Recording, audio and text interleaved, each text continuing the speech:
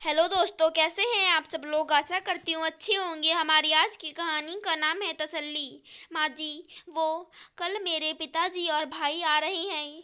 नीलिमा अपनी सास शशि जी से बोली। क्यों, अब क्या काम आ गया बेटी के ससुराल में। माँ जी, वो छोटे भाई की परीक्षा यहाँ शहर में होगी। इतनी दूर रोज रोज आने जाने में वक्त और पैसे दोनों लगते हैं, इसलिए वो छोटू को यहाँ। अच्छा, तो ये बोल कि यहाँ धरना देने आ रहे हैं। अरे, ये गांव वाले शहर में बेटी ब्याहते ही इसलिए हैं कि आए दिन हर काम के बहाने बेटी के ससुराल में बैठकर रोटी तोड़ें। हमारे जमाने में तो बाप बेटी के घर का पानी भी नहीं पीता था, लेकिन अब देखो क्या जमाना आ गया है। बेटी का ससुराल है, ये कोई धर्मशाला नहीं। माँ जी, लेकिन मेरे पिताजी तो यहाँ कुछ खाते पीते नहीं, फिर भी जितनी बार आते हैं खाने पीने के नाम के पैसे मेरे हाथ पर धर जाते हैं। हाँ हाँ, 100 रुपल्ली पकड़ कर तू सबको दिखा देती है। अरे, बेटी के हाथ में कुछ भी धर दो, लेकिन हमारे घर का तो बजट बिगड़ जाता है ना। पिछली बार भी महीने के खर्चे में 500 रुपये ज़्यादा लगे थे। कान खोल कर सुन ले, इस बार मैं 1 रुपया ज़्यादा नहीं दूंगी। नीलिमा अपनी सास के स्वभाव से परिचित थी। उन्हें बहू के मायके से आया सामान तो बहुत प्यारा था, लेकिन मायके वाली फूटी आंख नहीं सुहाते थे। लेकिन नीलिमा भी मजबूर थी। अब शहर में कोई काम होता तो अक्सर उसके मायके वाले ये सोचकर मिलने चले आते कि इतनी दूर आने के बाद बेटी से ना मिलकर जाएं तो ससुराल वाले क्या सोचेंगे। लेकिन नीलिमा ये बात अपने मायके वालों को कैसे बताती कि उनका इस तरह आना उसकी सास को पसंद नहीं आता। वैसे गांव से आते वक्त खेत की सब्जियां, मौसमी फल, गन्ने और गांव का ताज़ा गुड़, घी, बहुत कुछ उसके पिता ले आते थे। लेकिन ये सौगात तो बेटी के ससुराल वालों का हक होता था, परंतु उनकी खातिरदारी में कुछ चाय पानी भी शशि जी को अखरता था। नीलिमा के पिताजी इस बार आए तो अपने छोटे बेटे को परीक्षा के लिए 1 हफ्ते छोड़ गए थे। नीलिमा बहुत मुश्किल से छिप छिपा कर अपने भाई को अपने हिस्से का दूध का गिलास देती थी। कुछ सामान यदि कम पड़ता दिखता तो अपने बचत के थोड़े से पैसों से रसोई का सामान मंगवा लेती थी।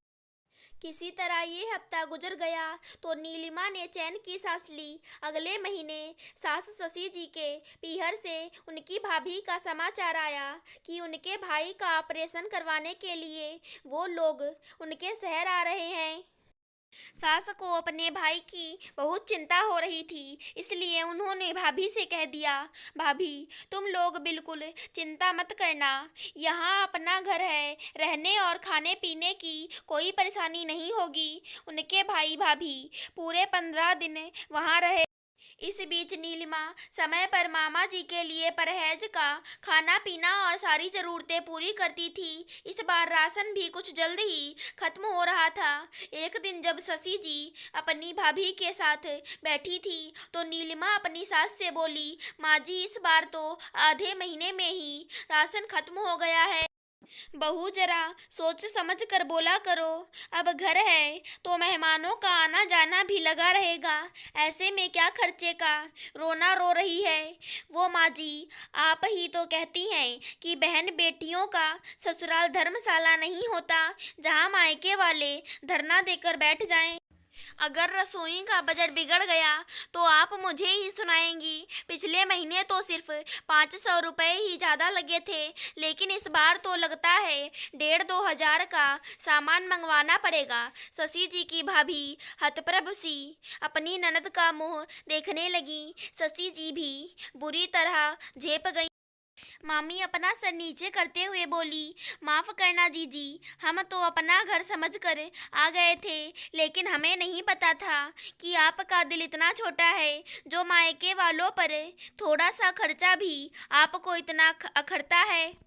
नहीं नहीं भाभी, तुम अब मुझे और शर्मिंदा ना करो। मेरी ही बुद्धि पर पत्थर पड़े थे कि बहू को सुनाती रहती थी। आज पता चला कि पीहर वालों का अपमान कितना चुभता है। बहू, तू जा और महेश से कह दे कि जो सामान कम पड़ रहा है ले आए। मेरा भाई यहाँ से स्वस्थ होकर जाएगा तो मेरे मन को तसल्ली होगी। मेहमान तो नसीब से आते हैं। नीलिमा भी मामी के पैर पकड़ते हुए बोली, मुझे माफ़ कर दो मामी जी। मैं तो बस माँ जी को समझाना चाहती थी, ना कि आपका अपमान करना। आखिर बहन बेटियों को सिर्फ हक ही नहीं होता, कुछ फर्ज भी होता है। नीलिमा को उम्मीद थी कि उसकी सास की सोच पीहर वालों के लिए बदल गई होगी। वो पूरे जोश से फिर से घर के कामों में व्यस्त हो गई। अगर हमारी आज की कहानी पसंद आई हो तो चैनल को सब्सक्राइब करें। धन्यवाद दोस्तों।